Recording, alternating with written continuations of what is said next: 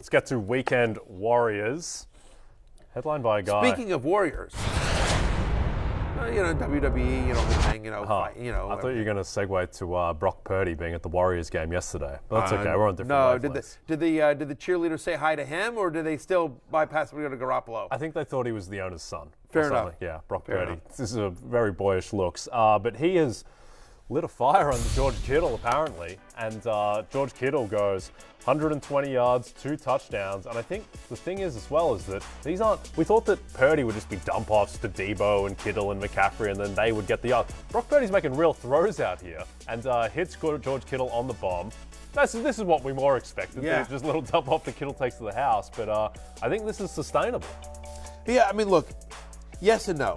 I think, for me, and I'll be honest, he's a tight end. I think I had him ranked 3 coming into the week. So, I mean, you were still starting him and everything like that. But I think to expect the same kind of game, he had this monster game against Seattle. Yeah. Right? That's 2 weeks ago against Seattle where he had the 2-touchdown game. He had 4 targets. Yeah.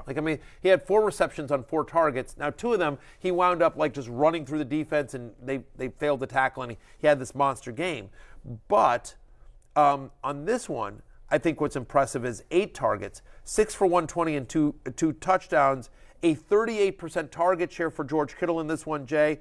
His 8 targets were the most since week 7. So clearly as Brock Purdy, and by the way, Washington came into this game being really good against tight ends. This isn't, now Cam Curl wasn't in this game. That definitely hurt, but still, it's his 3rd game of the year for George Kittle where he's had at least 80 receiving yards and multiple touchdowns. That leads all tight ends. Back-to-back games with 25 or more fantasy points and 2 touchdowns.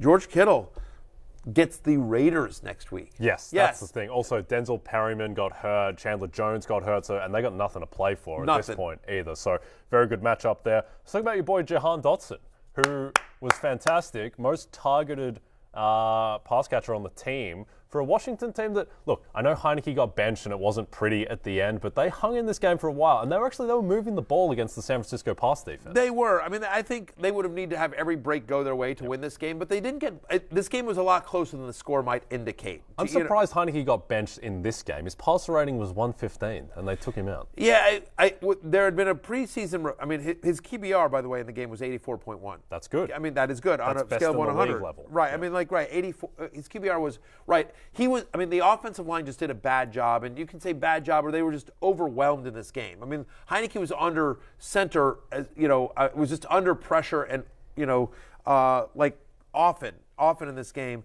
But there was a report that came out before the game from Jay Glazer, our friend Jay Glazer over at Fox, and Jay said basically that if Heineke struggles, they want to get a look at Carson Wentz, and that's what they did. And the fact is that Carson Wentz is just. He's a better quarterback. He is.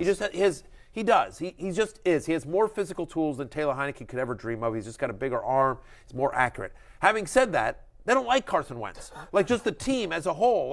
Again, they rallied around Taylor Heineke. They like Taylor Heineke. They just don't like Carson Wentz. That has been an issue that has followed Wentz throughout his career, from Philly to Indy, now to Washington. Is this no one has ever questioned his physical skills. The questions that come out that you hear sort of leaking through the locker room is that he's not a great rah guy. He's just not a guy that, for whatever reason, I've never met Carson Wentz, so I can't speak to this at all. But for whatever reason, it just doesn't seem like he's the kind of guy that guys want to just, you know what, I'm going to run through a brick wall for you, QB. And it feels like that way with Heineke. It was a weird one to me, but they did end up going for that. Heineke finishes 13 for 18, 166, 2 touchdowns. Wentz comes in 12 for 16. He also had a touchdown. That touchdown was just an absolutely beautiful throw. Ron Rivera says he hasn't decided who is going to start this week at home against Cleveland, a pivotal game for the Commanders. They need to win this one to remain in the playoff hunt. They're currently in the playoffs because thankfully, everyone else lost, Detroit and everyone, Seattle lost, everyone lost. The Giants lost as well. Commanders control their destiny. They win the next 2. They're in the playoffs. They definitely need to beat the Browns at home this week as well. So we'll find out who is the quarterback. If it is Carson Wentz, that might be slightly bad news for Terry McLaurin, because McLaurin has really shined under Taylor Heineke, and just a massive target share. But back to your point about Jahan Dotson, this is the last thing I'll say, and then we can move off this game.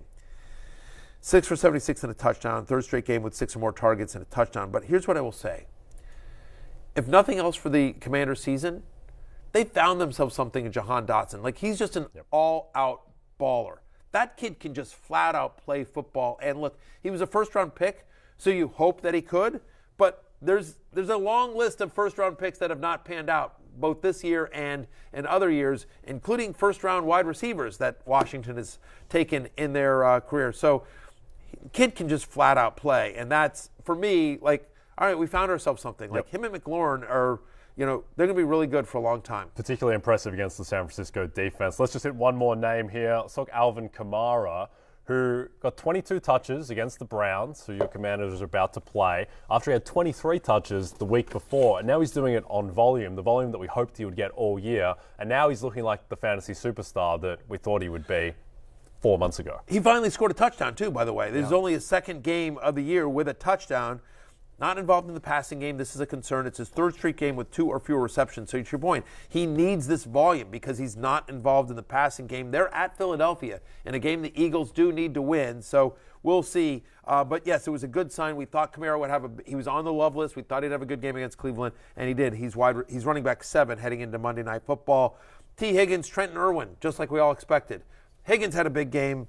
Trenton Irwin, I'm not ready to, we'll talk about him more tomorrow in waivers, but the Bengals threw 52 pass attempts in that game. I mean, you just see it here. Your wide receiver leaders just on the screen, right? Trenton Irwin.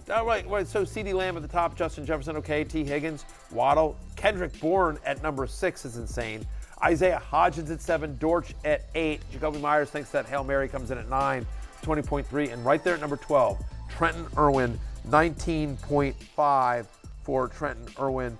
He's had his last 6 receptions, he scored 3 times. Hey, it's Matthew Berry from NBC Sports and RotoWorld.com. Just want to thank you so much for watching what you just watched, or at least being too lazy to click out of it after the autoplay just kept it going. So either way, thank you so much for just letting it scroll by your screen. And now I'd like to ask you respectfully,